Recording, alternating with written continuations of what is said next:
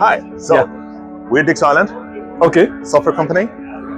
Our main product is actually PowerFactory. That's the leading software on power system analysis in the world. I mean, there are others, but in many countries around the world, we are actually leading. And in Europe, South Africa, Australia is a mixed market. South America is huge on PowerFactory. So what we're doing is we are doing an all-in-one tool for power system analysis. Right? Power system analysis for the what level of voltage? Voltage level, all of them. So we essentially stop at the meter. We don't go beyond the household typically, but from 400 volts, low voltage level, households, until highest voltage, HVDC overlays. So we do the whole thing, and that's also one of our main features, right? We have all the voltage levels, we have balanced, unbalanced, we can combine them, we can use transmission, distribution, all the combinations with all the functionalities. So, for what I see over here, you have a grid, so the software can implement a grid, and it's like a living grid right now, but it's not online, you said. It's not online per se, no. It's rather coming from planning perspectives, but also going down to operational processes, day ahead, and close to real-time processes as well. Okay, it's not. If you talk about planning, how far can we go normally? It really depends on the country how far you plan, but we have a time-based modeling approach where we can model the grid extensions over the years. And I think the latest is 3,600. So year 3,600. So you can plan far ahead. Wait, year 3,600? That would be the technical. My God! In my head, I was thinking about in the next year, and you're talking about So typically you have more like 5, 10, 15, maybe 20, 30 years planning ahead. Everything beyond that is just guessing what's going to happen, but depending on the area, you need to plan 20, 30 years ahead, and that's absolutely possible. So if we can plan like 10, 20 years ahead, so in the software we can add like transformers, generator, and see how the system is going to work like in exactly and maybe how the load and such, and increase the load over time using your load forecasting methods. You can also then from your load forecasting and weather data you can get optimal dispatches with and without constraints, contingency constraint or -0. That's really interesting. So can we go a little bit? I know it's a video, but can we go like presenting the software? Sure. So let me see. Let me go for software first. So maybe let's go for another example case. We're in Texas, so let's go with Texas. Okay, so you have to load the grid. You have multiple projects. So we have a multi-user environment with many users within one database where you can share projects. So project is essentially the grid model, as we call it. And that is a completely self-sustained project. So you have the diagrams, GPS coordinates, you have all the topology behind it, so the lines, transformers, the generators, you name it. And you also have time characteristics or time-based modeling, you have dynamic controllers, all those things are packed into one project that is then one entity here under your user that you can then also share with others. Okay, when I see over here, can you close this one?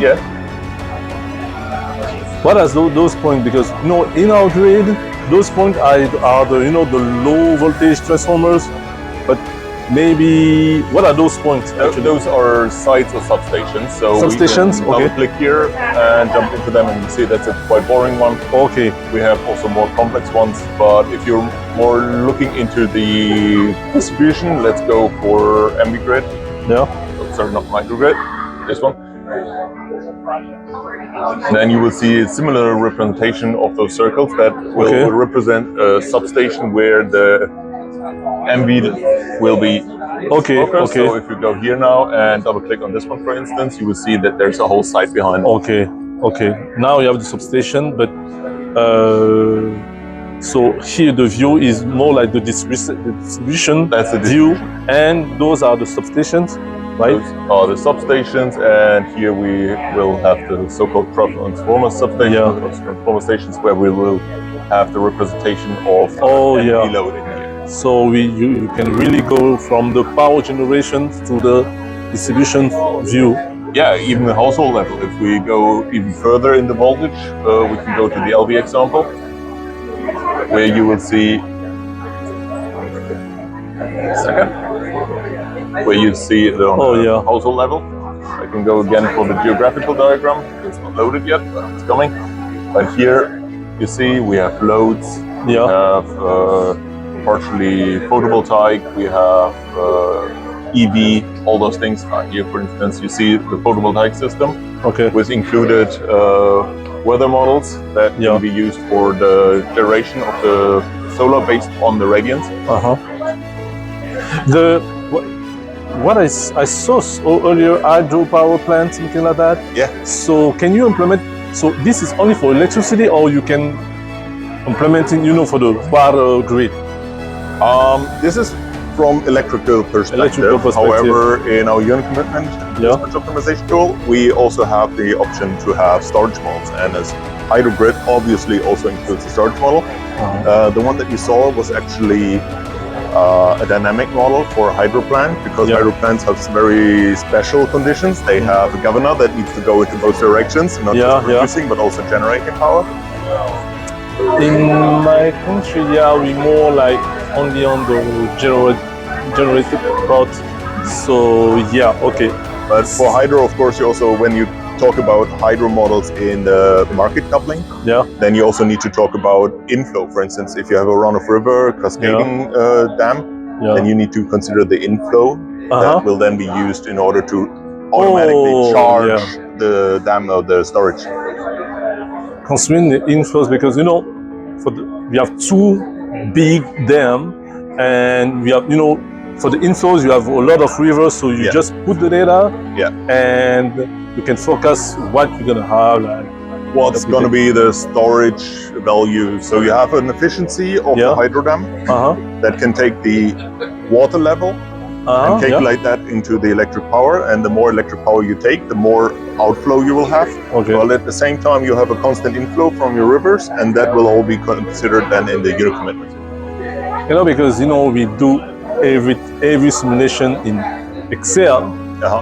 That's not really a simulation. It's about people having the knowledge about what it used to be. But if someone retires, for example, it goes with all the knowledge and we lost everything. So those kind of software are really interested in the case we want to do something sustainable for future project, 10 years ahead, 20 years ahead. What's happening next year, what's happening in 10 years, and how does it evolve? Last question, because I have so many questions. And I have so many answers for you. I see you have the protection system. So you can simulate if you have a grand fault or a big outage, because you have a lot of outage, how the system is going to react. And the software can actually optimize, like, okay, if we want to optimize the system depending on the grid, this is what we have to do. You mean considering your protection scheme, or considering optimal